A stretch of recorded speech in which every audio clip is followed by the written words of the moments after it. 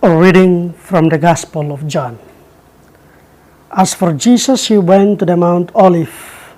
At daybreak, Jesus appeared in the temple again. All the people came to him, and he sat down and began to teach them. Then the teachers of the law and the Pharisees brought in a woman who had been caught in the act of adultery. They made her stand in front of everyone.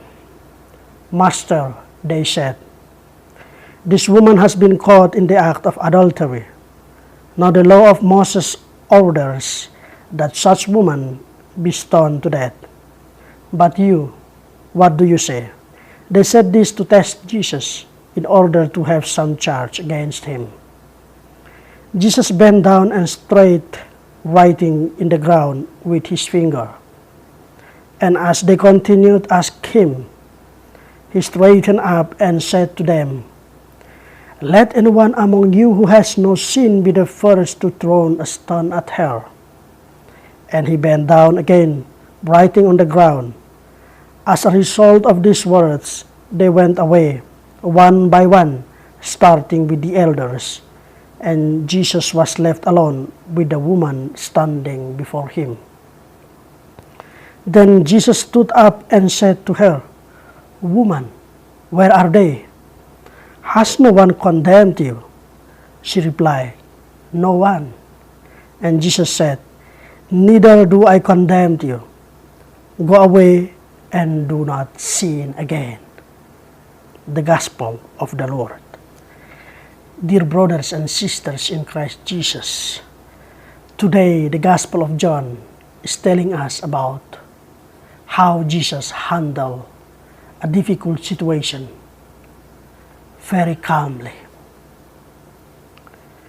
Jesus is teaching us today to question ourselves. Am I a sinner or I am a righteous? The woman in the Gospel today caught on adultery. Jesus might ask,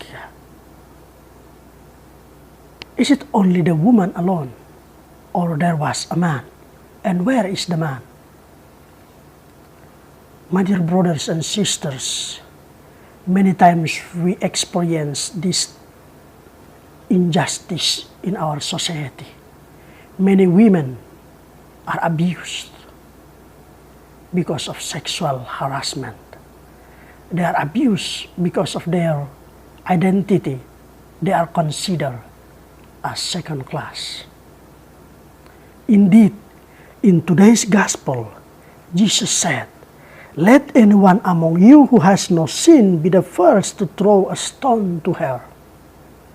It's simply Jesus telling us that we are all sinners. We are not called to judge each other, but we are called to go together, to journey together, to recognize ourselves, our failures, our weaknesses, our shortcomings. This woman in the Gospel, she was not committing adultery by herself. There must be a man. But where is the man?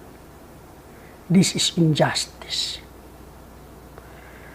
But remember, Jesus also said at the end, "Go and do not sin again." Jesus did not support the sin that woman committed in the adultery, but Jesus accepted the sinner.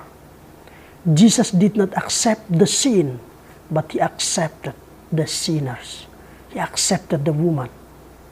He loves the woman and deliver her from danger. The same with us. Jesus teaching us, let us accept each other and let us avoid sin, reject sin, but not reject our brothers and sisters.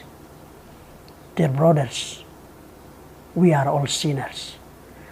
The migrant workers, the migrants around the world, they experience this situation. There are many migrant women experience sexual abuses. Dear brothers and sisters, let us respect them. Let us respect the identity of women.